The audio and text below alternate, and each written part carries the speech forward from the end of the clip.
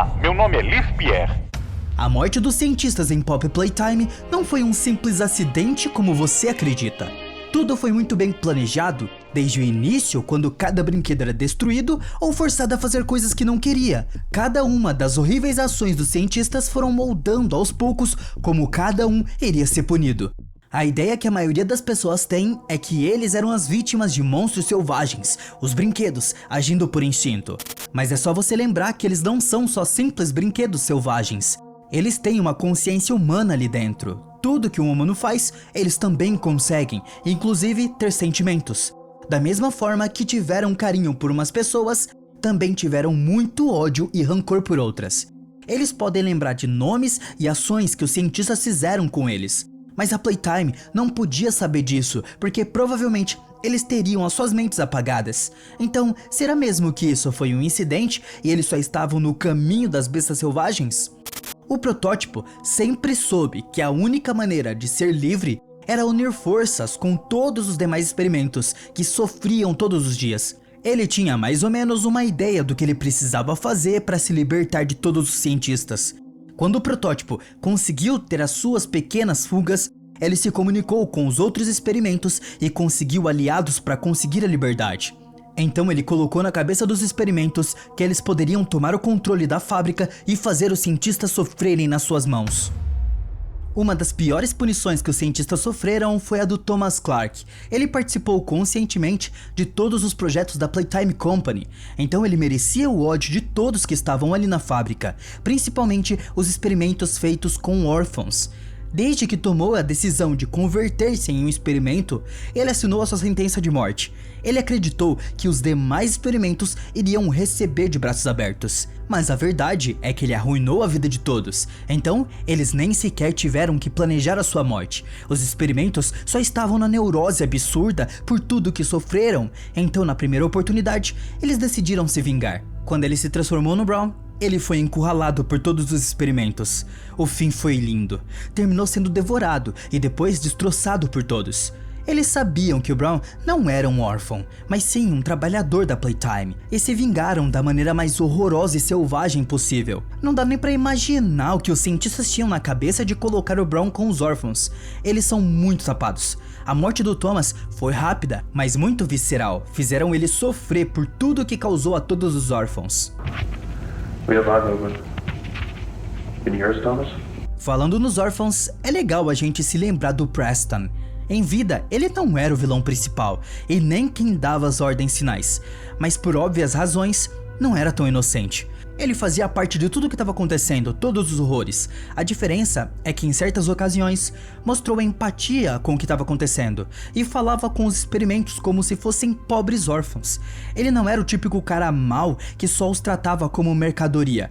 Ele estava muito confuso quando entrou para trabalhar na Playtime Company. E conforme foi conhecendo as verdadeiras intenções da fábrica, fez tudo que esteve em suas mãos para tentar revelar a verdade. Ele já sabia o que estava arquitetado para os órfãos e provavelmente foi isso que o condenou. Apesar de saber de tudo, nunca enfrentou todos esses abusos. E como o protótipo cuidou dele? Porque o protótipo não o massacrou, nem fez purê.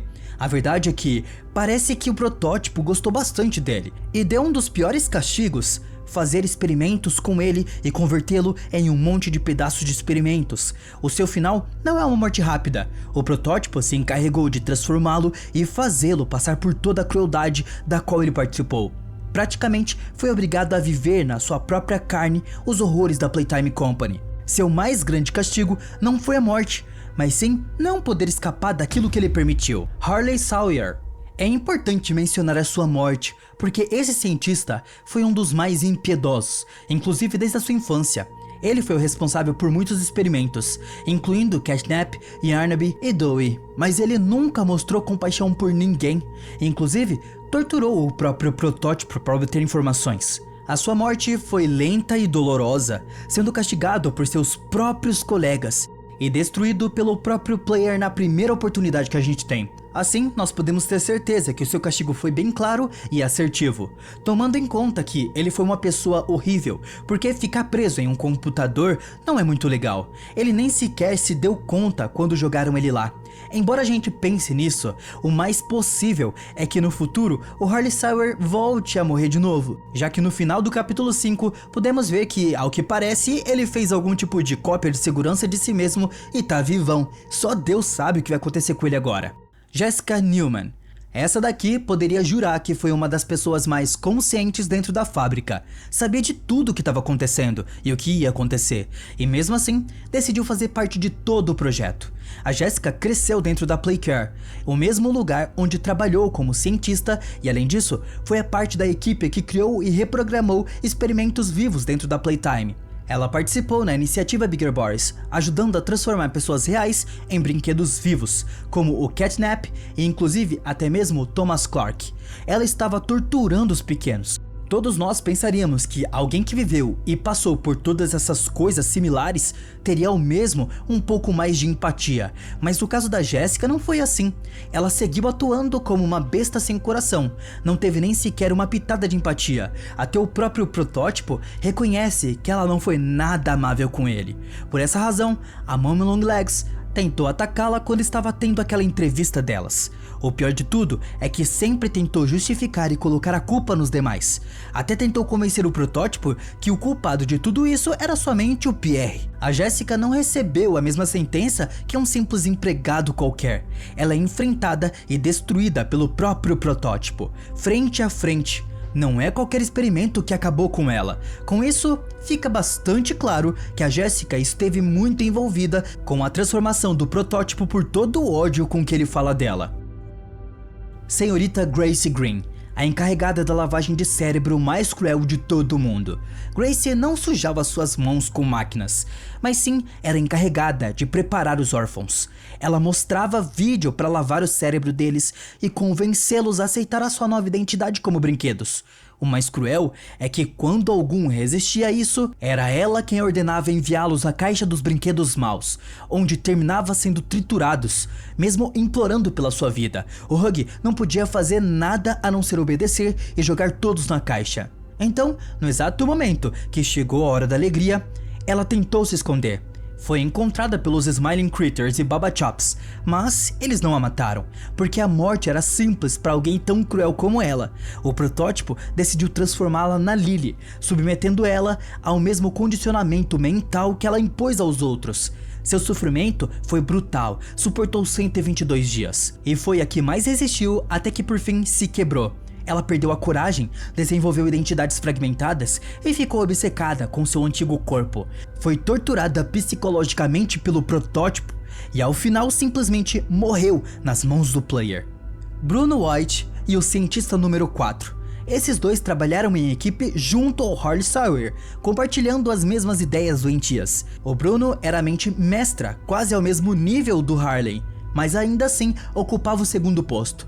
Ele liderou experimentos como o do Bunzo Bunny, mas quando Harley se converteu em experimento, o Bruno tomou o lugar dele. E foi o Bruno quem ajudou a converter o Harley também em uma máquina, sendo esse um dos seus maiores feitos. Por essa razão, ele ganhou o ódio mortal do Dr. Harley e acabou sendo massacrado na hora da alegria por todos os brinquedos. Já o chamado cientista número 4 seguia ordens desses dois. Ele esteve presente em quase todos os experimentos criados pelo Dr. Harley, como Huggy Wuggy, inclusive o próprio protótipo, já que ele tinha muito conhecimento técnico sobre ele. A sua morte ocorreu durante a Hora da Alegria, e provavelmente ele foi assassinado pelo próprio Huggy. Na verdade, a Hora da Alegria foi onde a maior parte dos cientistas encontrou seu fim. Possivelmente, cada experimento tomou vingança contra o seu cientista designado. Mas de todos, só tem um que não apareceu em lugar nenhum. Lev Pierre. Ele era o chefe principal da Playtime Company, a mente arrogante e impiedosa por trás de todos os experimentos. Ele era o responsável pelo projeto dos Bigger Bodies e sabia exatamente tudo o que acontecia na fábrica. Ele tinha o poder real. Mas o que é bizarro é que o nome dele nunca apareceu em nenhum massacre ou assassinato. A gente não vê ele sofrendo como os outros cientistas. Ele nunca foi confrontado cara a cara por nenhum brinquedo, nem pelo próprio protótipo. Em vez disso, a voz dele só aparece naquelas fitas antigas, dando avisos de segurança ou debochando de quem entrava na fábrica. Ele sempre tratou os empregados e os experimentos como lixo, e o mais estranho é que ele sobreviveu à Hora da Alegria, enquanto todos os outros foram massacrados. Eu não acredito nem por um segundo que o protótipo esqueceu dele. O protótipo não mata por fome, ele avalia e atua no momento certo. Se o Pierre ainda não recebeu seu juízo final, pode ter certeza que a aparição dele no futuro não é só uma possibilidade, é uma promessa. A gente ainda vai ver ele pagar por tudo que fez. And we'll go flying high in birdland, high in the sky up above. High in the sky